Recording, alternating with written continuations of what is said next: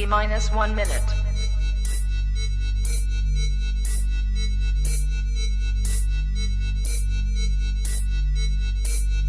T minus 50 seconds.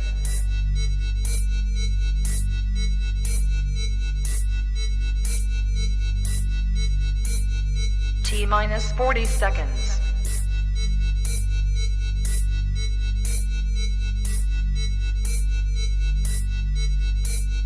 T minus 30 seconds.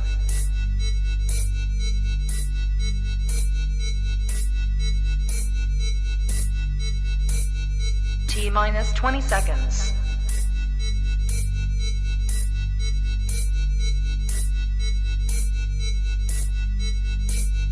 Ten, 9, 8, 7, 6, 5, 4, 3, 2, 1, 0. Hello. Welcome to session 5 of our Women in Music series. We are in association with Music Tech and the B-Side Project, so thanks, guys. I will be your host today. I'm Lindsay. For those of you who don't know me, I manage our social media channels and help create our content here in the US. So it only makes sense that today we will be talking about marketing and social media in the music industry. We have a really great panel today of music business executives and artists covering all aspects of marketing, branding, and social media. So whether you're looking to learn about how to market yourself as an artist or just to get into a career marketing other artists, we've got you covered. Just as a reminder, we are taking questions throughout the hour, so drop your questions in the comments below. And don't forget to sign up for our giveaway. We will be giving away a license of the Brainworks BX console software and 1 pair of Atom T8Vs. So without further ado, let's go ahead and bring in our panelists. First up, we have Miss Estelle Rubio. Hi, Estelle. Hi, everybody. Hi, Lindsay. Tell us a little bit about yourself. So I'm a producer, first and foremost, but I'm also a songwriter, a music educator, and a bit of a kind of all-round geek girl, kind of tech tester on the side. Awesome. So you know like a lot about how to market yourself as a producer then. Yeah, I'm beginning to realize that actually this is a whole nother job I'm doing as well, which is kind of doing my social media, kind of marketing, my own music, all of that kind of thing. But I'm really interested to learn more as well today from some of the ladies who do that for a full-time job. I know. All right, next up we have Steph Pasquale. Hi, Steph. Hello, how you doing? Hey, tell us a little bit about yourself. Well, thanks for tuning in. I'm Steph. I run my own company called High Fives, and it is a digital strategy company, so social media, digital marketing, and also just growth in social media accounts. Awesome. That sounds so interesting. Next up, we have Alice McLean. Hi, Alice. Hey, everybody. Hi, guys. It's good to be here.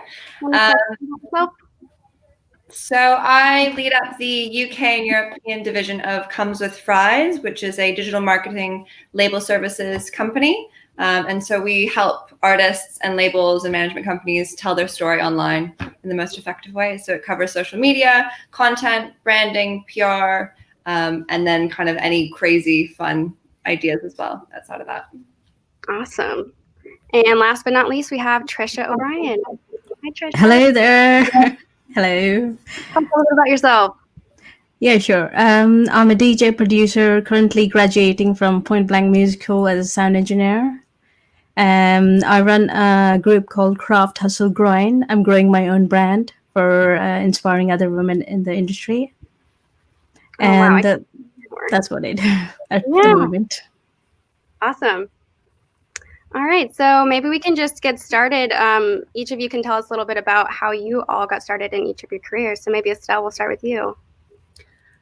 My first job was being what was called a tape op back in the day, which would now probably be called an assistant engineer. But it was actually so long ago that I used to actually load the tape when people would record. And that was in a studio in Amsterdam where I lived for about a year. And I was doing it because it was a friend of my parents and it was a nice job to kind of live away. But I got totally hooked, and they got the first ever sampler delivered while I was working there. And I used to just literally stay up all night when the studio was empty. And from then on, it's just been an addiction. I think anyone who makes music knows how many hours it takes.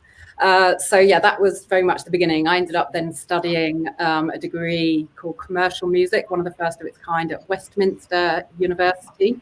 And yeah, I guess that was how it all started. Awesome. What about you, Steph? Well, I started as an intern in a record label. Oh, cool. Nothing paid for 2 years, not even transport, not even lunch.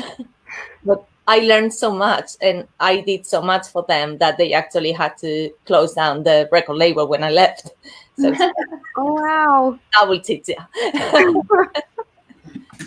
And then I moved to London because, I'm from Spain. So that was in Barcelona. And then I moved to London and had to do some work for Virgin Megastores. And I was so lucky that I got a job in a distribution company. And then I started working for Sony Red Essential, which is the indie side of Sony. Okay. And then for The Orchard. And now I started my own company. But yeah, Wow. that So is, a lot 10 of really years. great education over the years then, like really good hands-on experience, sounds Yeah. like. What about you, Trish? How'd you get started? Yeah, sure. I mean, initially, I started as a DJ. I enrolled myself in a course and started promoting myself constantly. And then over the period of time, a few promoters found me and they gave me gigs all around London. I was based in London. I was working in London at that time. So started off basically as a DJ, literally starting from scratch, selling tickets, getting into the club, getting into the London music industry, getting to know how to start a night, how to put up a night and everything. And later on, I think I did that for like 7 years. Literally, I DJ'd all around London, and then one day I thought I have to take this to the next level, and then I enrolled myself in Point Blank, and then ever since then it's been a big change, to be honest. Yeah. Oh, wow. Okay. What about you, Alice? So I grew up playing piano. I've been a musician for years and years, but and I was always surrounded by music, so it was kind of in my blood. But I never really wanted to pursue the stage side. I'd seen people go down that way, and I was always a little bit too shy. But I always wanted to be around music, so I was always volunteering at festivals in Canada. I'm from Toronto originally. And then I went to uni and I studied the most practical degree because I didn't know what I wanted to do or how I was going to really get into the industry or what I wanted to do in the industry. So I went and got a business degree in marketing. So I studied that for 4 years, graduated with honors, and then wasn't ready to, jump right into the workforce. So decided to go traveling, and in that time moved to Australia and met Vanessa Picken, who's the founder of Comes with Fries, when I was volunteering at a festival there. She needed an intern and she brought me on. And it's kind of since that point, I didn't really leave Australia for 4 years. She hooked me in. And then from that point, I worked with her and we kind of have slowly built up the agency. And then I moved to London almost 2 years ago and have now built the team here. So there's 3 of us here and we're really growing. And we've just opened an office as well in LA. So it's been kind of rapid growth in the past 2 years, which has been really exciting. But it just kind of happened really organically that way. I mean, I definitely had to earn my stripes and kind of work my way up, but she's been an incredible mentor and support throughout my career, which is great. But obviously the background of the degree and the passion was the backbone. Yeah. And it sounds like internships really have been a great starting point for a couple of you. I know it for me as well, internships gave me so much great hands-on experience without coming with that knowledge to begin with. And I don't think I could have learned any of that stuff without the internships that I did. So maybe we can start. You have to do them. Like, I'm sorry, but it is such a thing to say, oh, you have to pay your dues. But in the music industry, you still have to. Yes. Especially as a lady working on music. It is tough, but yeah, for me it was 2 years. I think it's also great to try different things. You know, you want to try, like you were saying, stuff, trying different things. You learned so much, and you probably were able to narrow down where you wanted to focus. For sure. So that kind of leads us actually into my next question. What does a typical day look like in your jobs? I know that can vary a lot, and I know social media and marketing is always changing. So what does a typical day look like for you guys? Maybe we'll start with you, Alice. Every day is very different. So because the way that the ethos of comes with Fries is it's very, you know, bespoke depending on the campaign or the artist that we're working on. So the first starting point is always figuring out, okay, where do you want to get to? What's the objective? And how do we build that roadmap? And how do we support you? That's really giving you the most value. We work with some of the biggest bands in the world, and we work with some really small development acts. And we're really proud to be able to support each individual artist how they need most, and that's kind of our key USP or ethos. So every day, again, is just totally different. It's a lot of timelines. It's a lot of working with our amazing content team as well, so coming up with creative ideas. It's looking at, you know, what's just come out, what new platform developments are there, how can we think about integrating this, but obviously getting to the point of maybe we're driving more album pre-orders, maybe we're trying to grow the social channels, maybe there's a video release. So it's kind of depends, but I think we always try and look at, okay, what's the objective and how are we really going to help, and what does this artist want to see, and what's the story again that they want to tell. Yeah, and I guess that really does keep your job interesting if it's different every day. Yeah, it's fun. Yeah. What about you, Steph? Yeah, no, it's the same. We just need to look at the strategy and the goals, as Ali said, and then we will develop a schedule, and that is what we're working on, and try to meet the goals every day. But yeah, it is like a social schedule, goals, advertising. That is a lot. So how does that compare to advertising marketing for yourself, Estelle?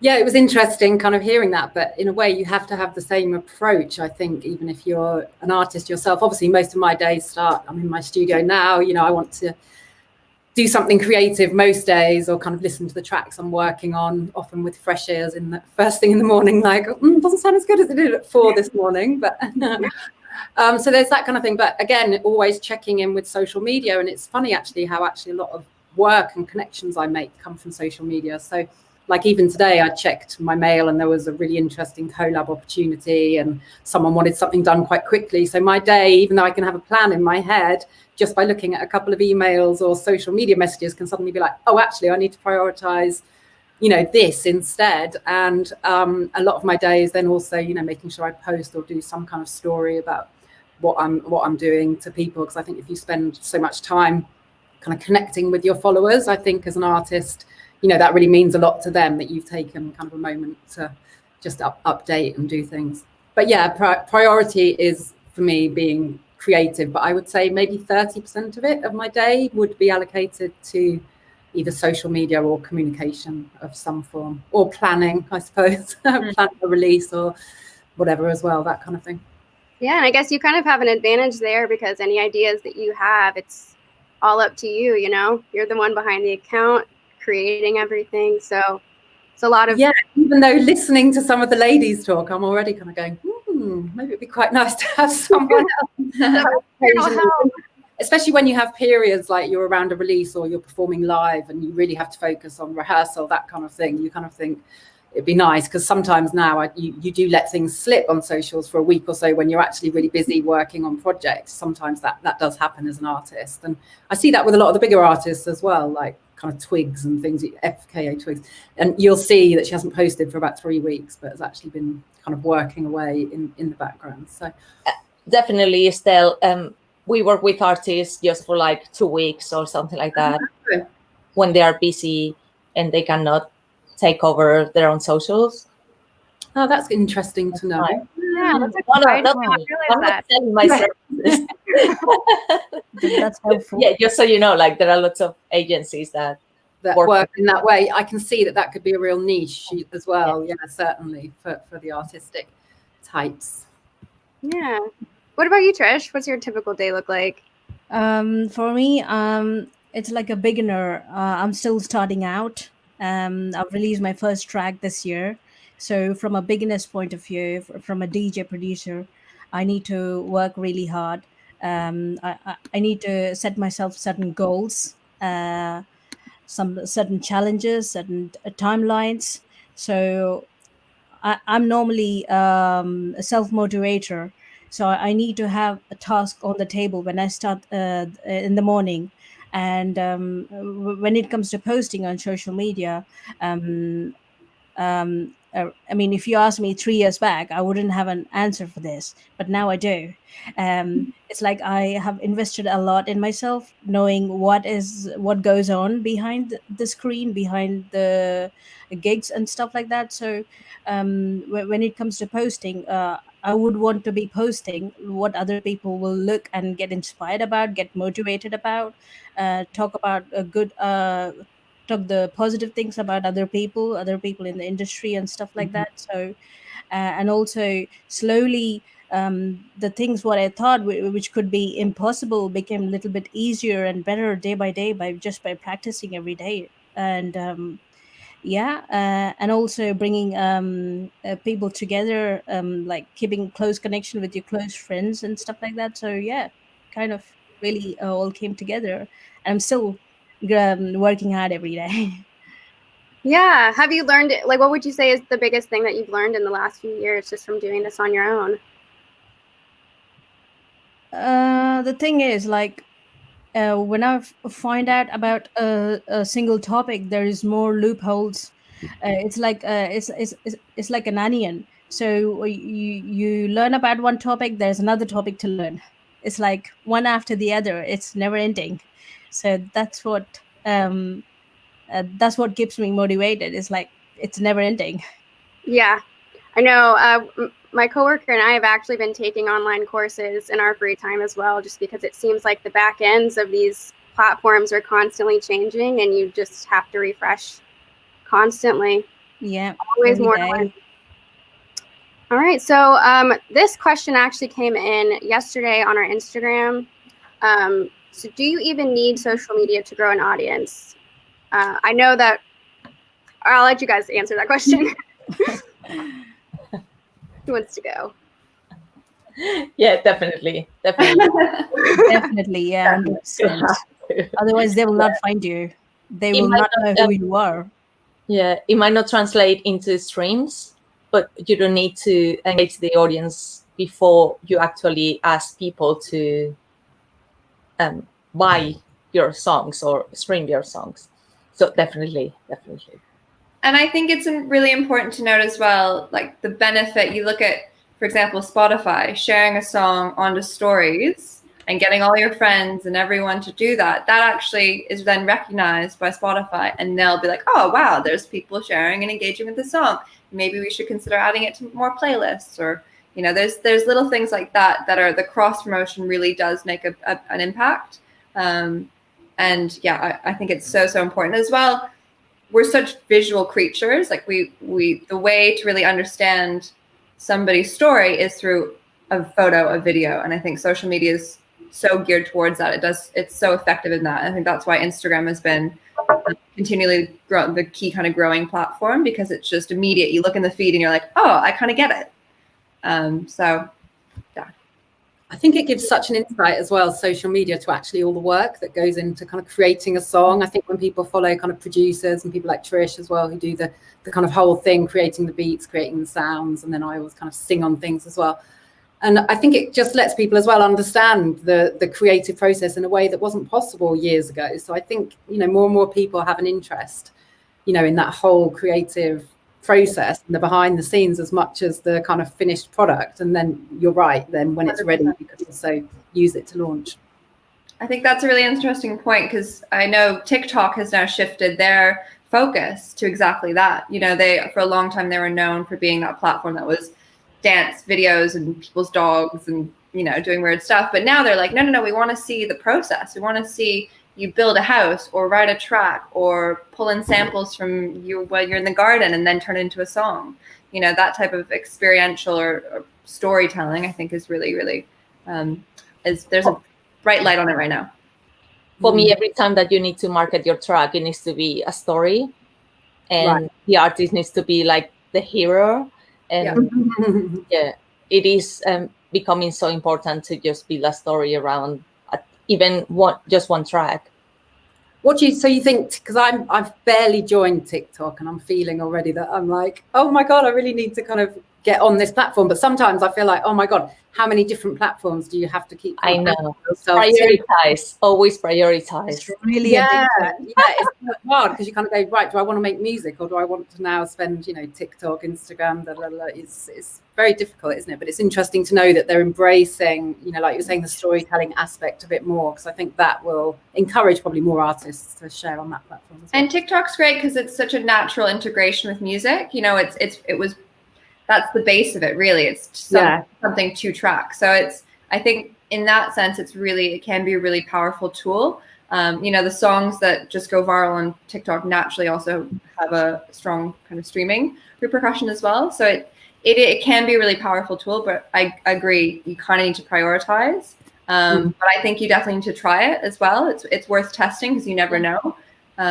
Just spend a couple days diving into it and give it a go. Just sharing the stories that you post on Instagram would be good enough. Some bands that I work with to do like challenges and things like that if they don't feel comfortable with that. But at least just sharing the stories is good enough. Yeah, and especially if you have a song which is like singable like every day in your life, it'll be very easy to do that. It'll be very easy to promote it. So when it comes to a producer point of view, you need to pick those kind of songs which is like you can sing it every day. Yeah, you'll probably end up changing the musical content, won't it, as well? It's very interesting how everything affects. I can see another question as well. Yes, we have some questions from the audience. Georgie asked, what is the best platform for gaining traction in the music industry? Twitter, Instagram, Facebook, or YouTube? Anyone want to take a stab at that one? I think it depends where your demographic sits. And I think it depends where you naturally levitate towards. I think definitely more people are using Instagram, especially in a younger demographic. That being said, if you want to hit maybe like a 35, 45 plus, then maybe lean more towards Facebook. YouTube is always going to be really crucial just because it's so democratized and so accessible globally. It kind of depends. But I lean more towards Instagram, but that's where I sit. Yeah, it's really interesting because I almost feel like I have different personas on each different one. I'm a bit schizophrenic. That's good though. You shouldn't just repurpose the same thing across all. Yeah, because on YouTube I have like a how-to channel because I've been a lecturer for BIM music schools and I've actually written parts of their degrees in music production and creative musicianship. Amazing.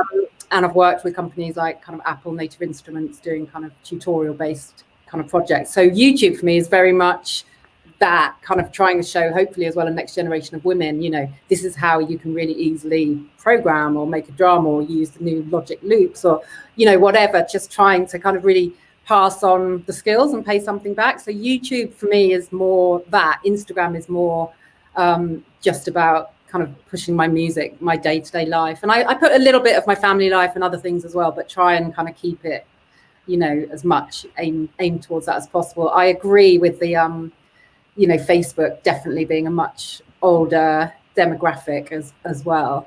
But I know people say Facebook marketing is really productive. Definitely. Advertising can be really, really effective.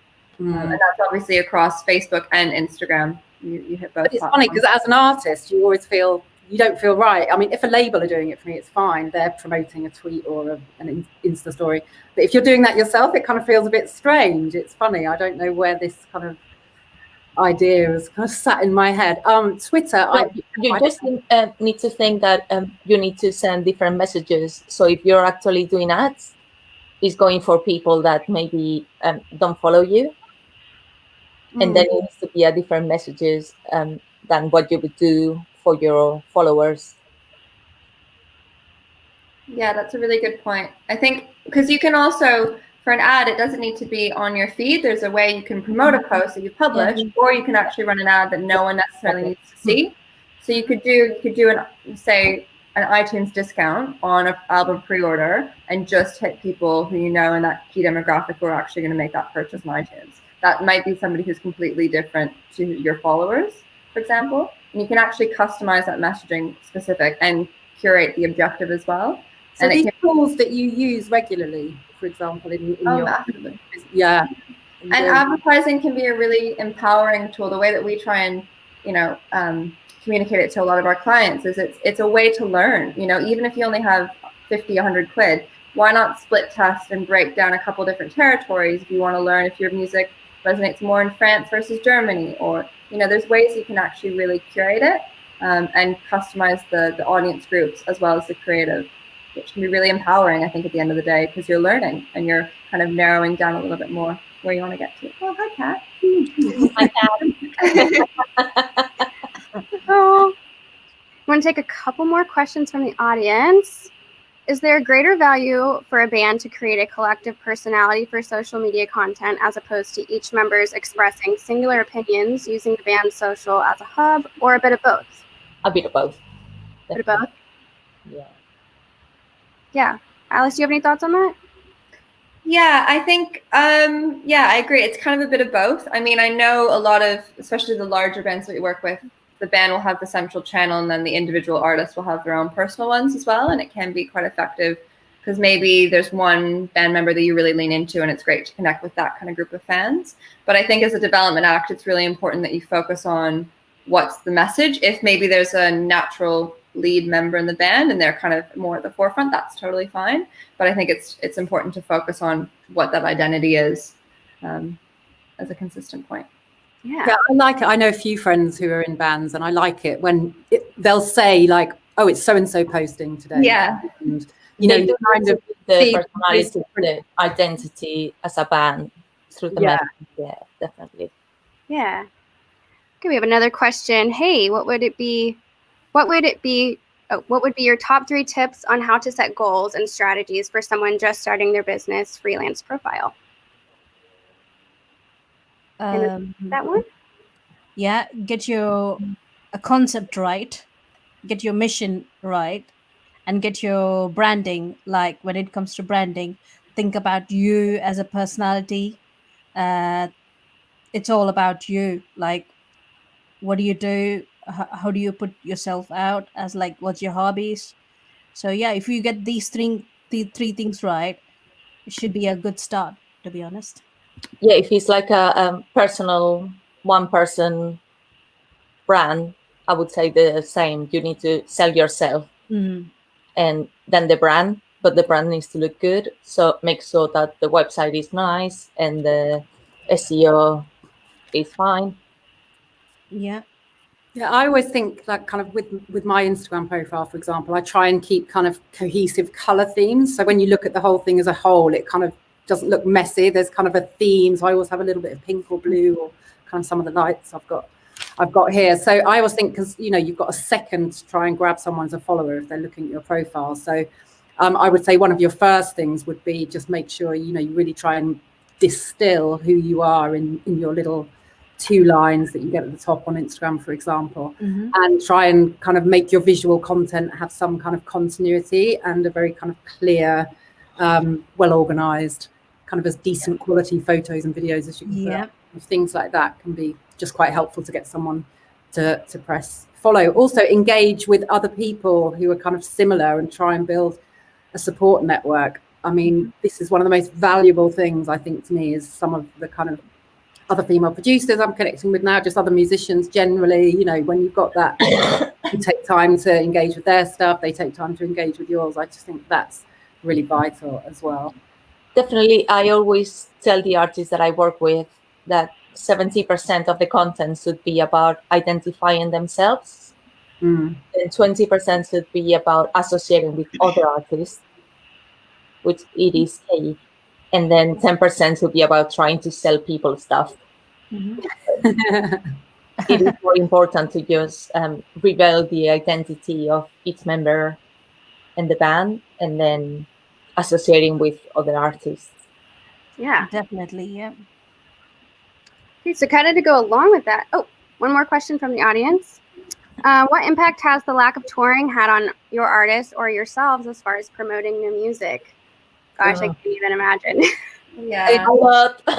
It's just been, I've had so many things put on hold, not even just touring, but releases, just things are just sitting on shelves waiting. So they're like, what's the point in releasing a dance track when there's no dance floors, that kind of thing. That's been terrible. I had a whole season of work kind of in Ibiza and various places, traveling around. Everything has just got cancelled. But one of the benefits is I've been in the studio and I've been kind of learning some new plugins and equipment and writing in some different styles and being experimental. Also, you know, things like this, you know, chances to meet and connect with other like-minded people and women. I think a lot of kind of companies such as Adam Audio have just been bang on the button, as we would say, kind of in terms of just creating content for people who are missing out on that part of our lives, which is so central. Do you think that it's pushed you to be more creative about what you do? Yeah, it's allowed me to be more experimental. Definitely. I've had time. I thought, why not? I'll write some songs in Spanish. Yeah, I've got some time to do that now. Why? I'll do some bit of that. Well, I'll do some really kind of melodic techno. I'll have experiment in that genre. Normally, I'd just be like, okay, I've just got to release and put stuff out. So, yeah, I think most people I'm speaking to have had that opportunity to really go inwards and think, oh, you know, do some different things with your time, because we're not out socializing. I miss it so much, though. I must admit, I'm really. Same. Yeah. Yeah. Just I know. I'm lucky that I work with theater as well, and we just started. Festivals are there. But hearing, I haven't heard bass at full level for so long. You know, when you go to a club and you just hear it and it goes through your whole body. Oh my God! Don't remind me. Yeah. I might go out. I do miss mosh pits. I mean, we've sorry, just to jump. I mean, it has been a process definitely of kind of navigating the new normal, and I hate that term, but I mean, we've done a few ticketed live stream shows that have actually been really successful, and for development artists as well. And it's been really interesting because it was kind of just testing to see, you know, would there be appetite? And there has been, which is cool, which is really exciting. So we've done two kind of back to back for the same artist who had to kind of delay their album release, which has been good. So I mean, in some ways, it has. I think your point, Steph, about saying you do have to kind of pivot and get a bit more creative and try things a little bit differently. It's hard, but it's you know, it could also be an opportunity to maybe this is another revenue source, even when they come back. Were people paying to attend? Yeah, it was ticketed. Yeah, so it was that's nine quid a ticket, which was great. Yeah, because I just played Virtual Burning Man about 4 or 5 days ago, and actually we got to perform in a virtual environment with kind of avatars coming and watching you perform. It was quite incredible. Wow. I mean, that would have never have happened if we'd been on lockdown. So yeah, I think there are, like, you know, so many other creative things happening that probably will continue in parallel. Like if you're saying live streams, that's really exciting. Definitely. Yeah, I think so too. It's the revenue I think people are missing. I think future is all about virtual. Sorry, can you repeat? The future is all going to be online, and it's all virtual. Yeah, absolutely. Yeah. Thank you, John. Yeah, I was curious. Did you feel like your strategy has changed throughout the lockdown period? Because I know it seemed like kind of towards the beginning of everything, everyone was very quick to just halt everything because it just didn't seem like it was going to be maybe quite as long as it has been. But then it seems like as time has gone on, people have really adjusted to the times and made a lot of new kind of creative decisions in how to do marketing in these very weird times that we're in. Yeah, no, totally. I think well, no one really knows what next year holds. Obviously, a lot of tours are getting rescheduled and things, but I think, you know, it also has meant that bands feel more, or hopefully from this period, feel more confident connecting directly through a live stream capacity with their fans and having a Q&A or a dialogue or just jumping on Instagram Live because they're working on a demo and they want to get feedback. And, you know, I think it actually has built a lot of confidence and after a few months for bands to kind of jump on and be a little bit more real time as well about with their social media, which has been cool. Because we're all kind of in the same situation have to. on entertainment. There are so many social media platforms now jumping into the paid for content. Mhm. So even Facebook is now doing it. So basically, we just need to find another platform to get some revenue from. Because aren't Facebook Yeah. doing something with DJs now where they're about to stop live streaming, or Yeah, you just need to be like a creator. Yeah, And you need to buy a license, like a radio station.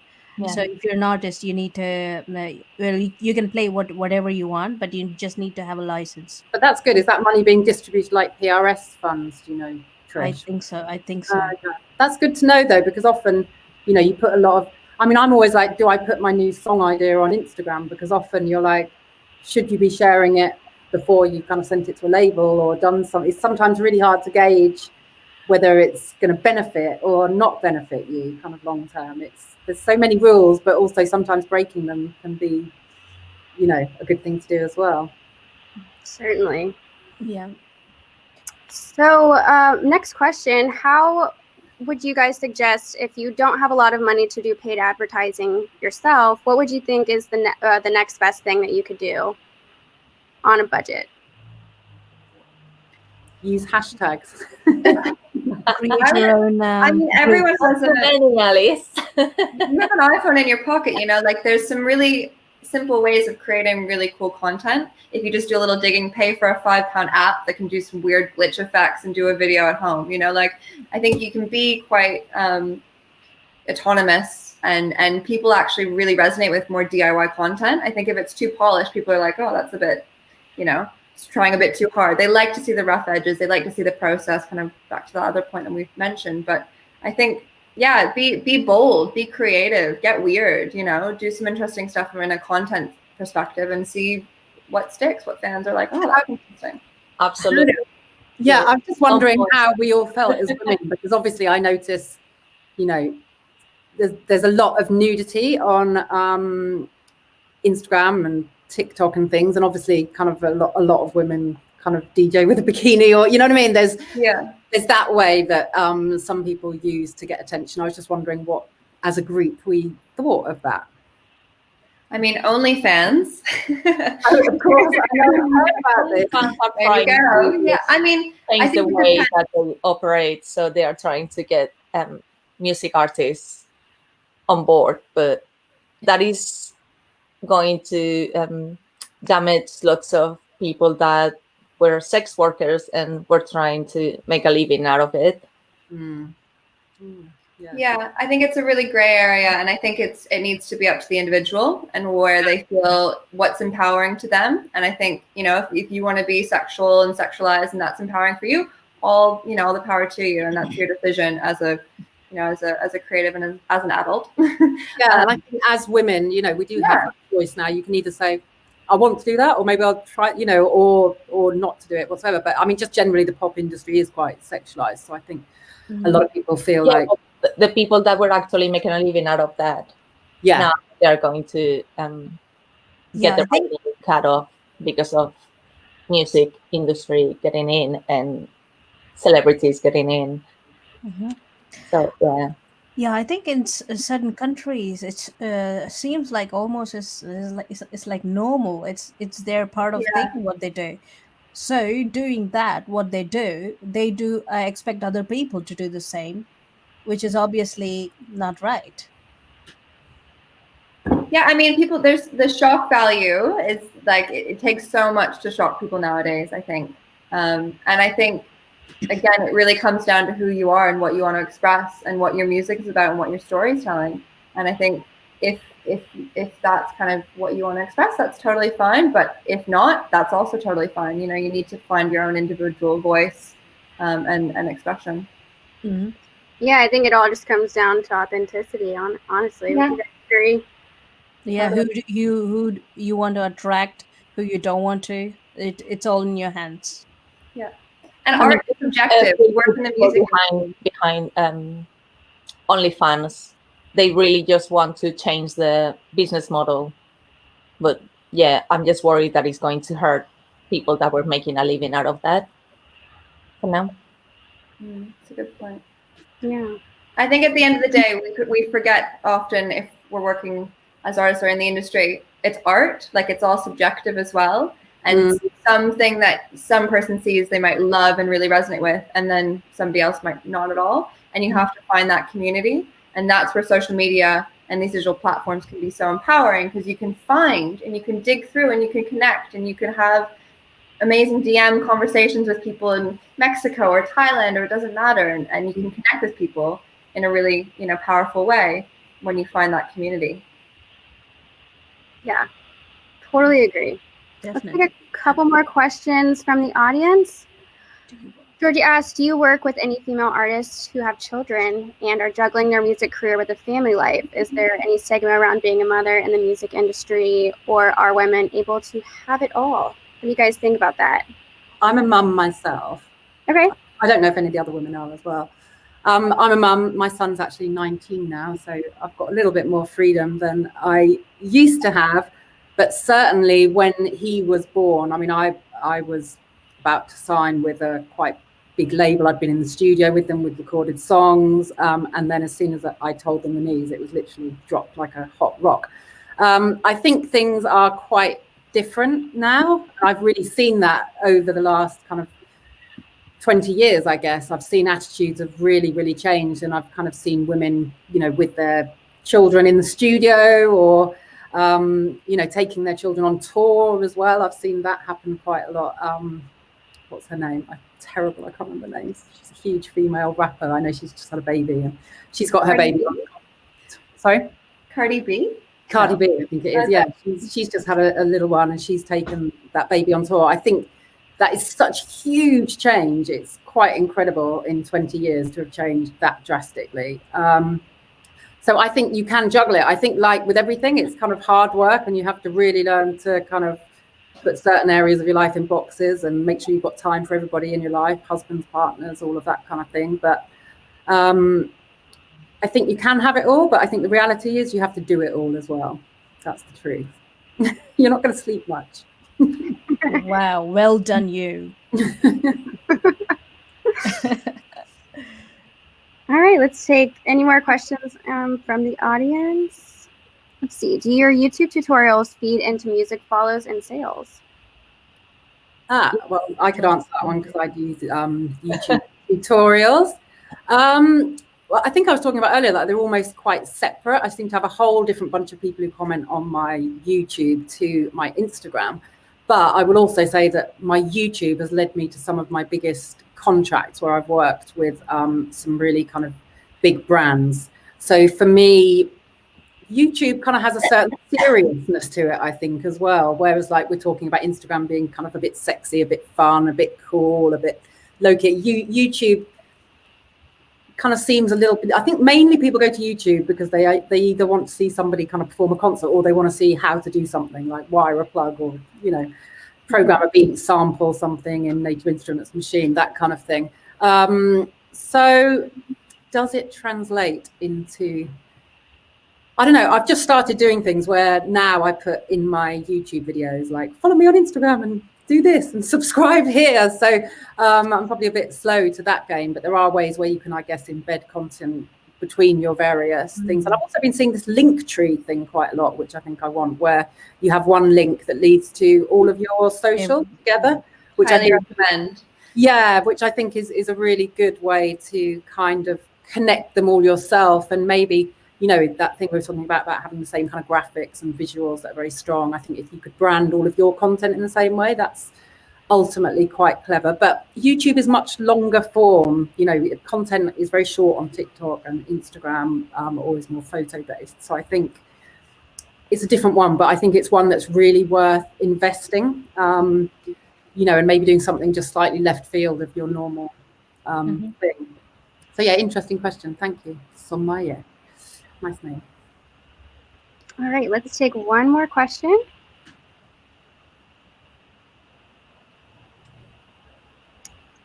That is coming in.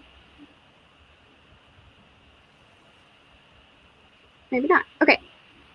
Well, I have another question for you guys. So I've noticed it seems like with artists just starting out, it can be a little bit uncomfortable, I think, to market yourself. And I think the music that you make feels so precious, and then sharing it with the world can feel, I think, for some people a little cheesy or a little unnatural for them. So for Steph and Alice, I'm curious what advice you would have from your perspective. And then I know, Estelle, you kind of touched on it a little bit already, but I'd be interested to hear from you, Estelle and Trish, about your own experiences with that. Sure. I've got lots of artists that are starting and they don't feel comfortable with posting about their lives, if that makes sense. So they only want to post about music. And that is fine. Like, you can just prepare a post about the lyrics or the new music, maybe just some clips or videos about it. So that is what works for them and what they are comfortable with, really. And that works.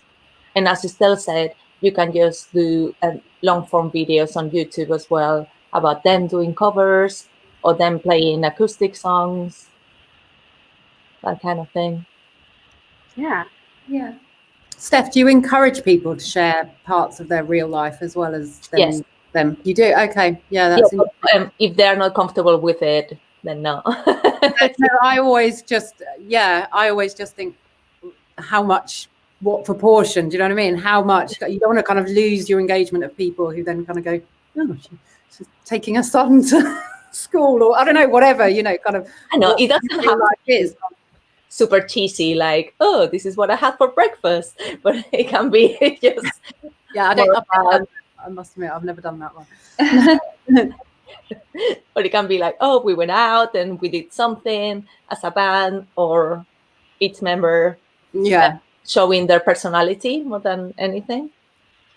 Yeah, I think a lot of the artists that we work with, it's the having to try and do it every single day that can be really stressful.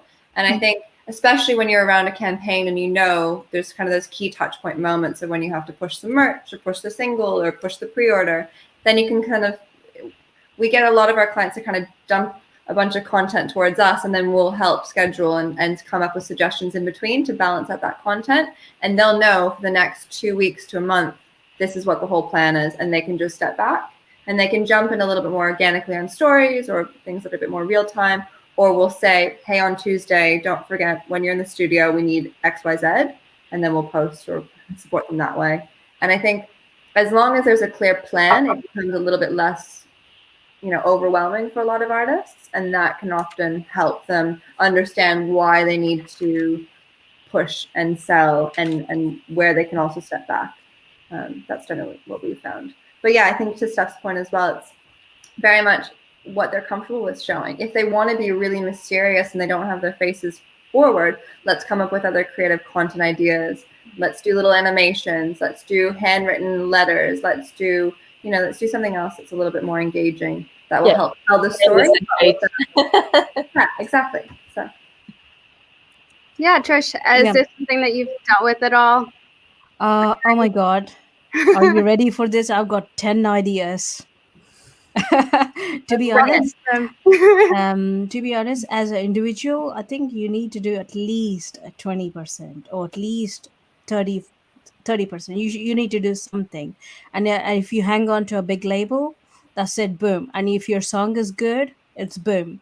But if you're in between, you do 20%, and then you can create your own mailing list through MailChimp. It's free. You can email all your friends. You can create small group of friends to support you and to buy your own track. Basically, it's like digging in your own self, like what you're good at. Are you good in writing blogs? You can pitch to blog people. We can repost on SoundCloud. And there are lots of people on YouTube as well who just share your track, just by sharing their track on your timeline. So it's like a give and take kind of thing. And then sending out promos to your close list, and then keeping in touch with these big shot DJs who can play your track to millions of things. It's all about like networking. When you go and meet somebody just be nice, be kind. And like I'm not telling just go and send them a mix or something. Just just be like professional and keep in touch with all the people that you know. That could be very, very handy. Yeah, definitely. Your network is everything, it seems like. Yeah. Well, we have about 10 minutes left, but let's take a couple more questions from the audience. Do you think busking is still a good way to get you noticed as an artist and get your music out there? Again, I think it depends on your story. If your music resonates in an acoustic format or whatever the kind of busking setup is, totally. It's a great way to connect with people one-on-one, and especially in this time when we can't be in venues, be in a park, bring your guitar, see what happens. You never know. So yeah, we did it for a couple of artists as a PR thing, and it worked really, really well. definitely. But really, I really don't know about the actual busking money that you can get out of it. It was just a PR thing. Yeah. I think because you can busk, but you can also film yourself busking and film your experience busking and film the reaction of the people watching you busking. And there's definitely a whole story there. I'm trying to think if I think I've busked once. That's all. I think some people have that confidence to do that, and I bet it's great for kind of getting over nerves and stage fright, and I think it's probably a really important part of the growing as a musician kind of aspect of it as well. Yeah, definitely. On that point, I would like to talk about this guy. His name is Sort.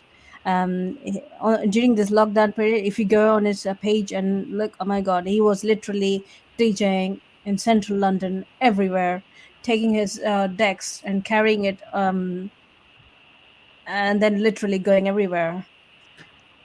And I found it like really, oh my God, this is the ultimate. I had a friend doing that as well, an artist. He went to South Bank every Friday, and it would just naturally, there would just become like this massive party in the street, basically. Oh, that sounds amazing. So fun, yeah. All right, one more question. Lisa asked, in the same theme as the beginning band, what do you recommend for getting a strong start and building a following when doing live new album release shows and parties aren't an option? Any ideas there? I think we were talking earlier about creating interesting content and content that can be, I can't remember if it was Steph who said it or not, just creating content that doesn't necessarily have to be, really polished. Your content can be kind of really raw. So I would say if you're... Definitely, yeah. And especially now on Instagram, for example, they are only going to push for content that is authentic. Exactly. It's influencer kind of content. Exactly. So share little clips of your album or, little tiny bits, just kind of start building little kind of threads. Again, really use hashtags. I've always found hashtags have been really useful for me in finding female producer community in particular. This is one community, FMP World, which I'm part of, Female Producer World. I found them through Instagram, for example. I think you can really kind of start to kind of narrow those hashtags to the genre of your style of music, try and again go and support other people who are doing a similar kind of thing. I think Trish was saying that about building a reciprocated network can be really important in the beginning.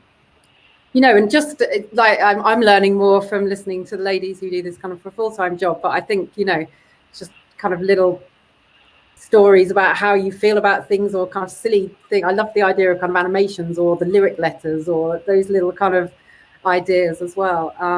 So I think you can do it, but try and do it in the same way that you do it in the real world, where you meet someone, have a conversation, say, oh yeah, maybe I'd like to come see your band. Oh, would you like to come see my band? Try and do it in that same way where you're still communicating through social media. I think the danger is when you just watch and it's not an interactive field. I think where it's a benefit to all of us, we are community creatures. We need society to kind of interact and work with one another.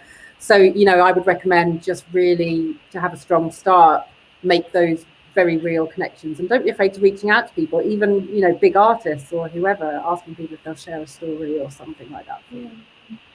I definitely agree.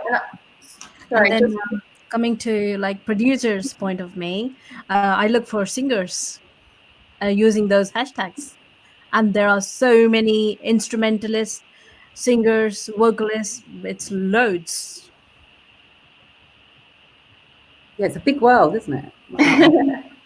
I would also really say, just at the beginning, even if it's only 5 people, make sure you're getting people's email addresses. Kind of goes back to the busking question as well, but like anything, even if it's still development, try and actually own that data and own that connection to that person directly, because it saves out, although obviously Instagram, Facebook, it is kind of a direct connection, it still requires the algorithms to support that. Whereas hitting somebody in their WhatsApp or their email, it's direct line. So from the beginning, try and do that as much as possible, and it will over time. It's a long-term strategy, but it will really have value. Yeah. You are so right, Alicia, because email addresses and phone numbers directly, that is data that you own, and you don't have to pay to reach them. Mm-hmm. Yep. But whereas if you add them to Facebook page or Instagram, then you will at some point have to pay some money to reach that people. That's a very good point. Yeah. It's all about maintaining that personal, professional relationship. Very important. Definitely. All right, I have one final question for you guys before we wrap up. Just to leave everyone with, what's the most valuable investment to make in terms of growing your social media presence? Maybe we can just go one by one, starting with you, Estelle. The number one thing you would recommend to grow your presence online? Depends on the audience, really.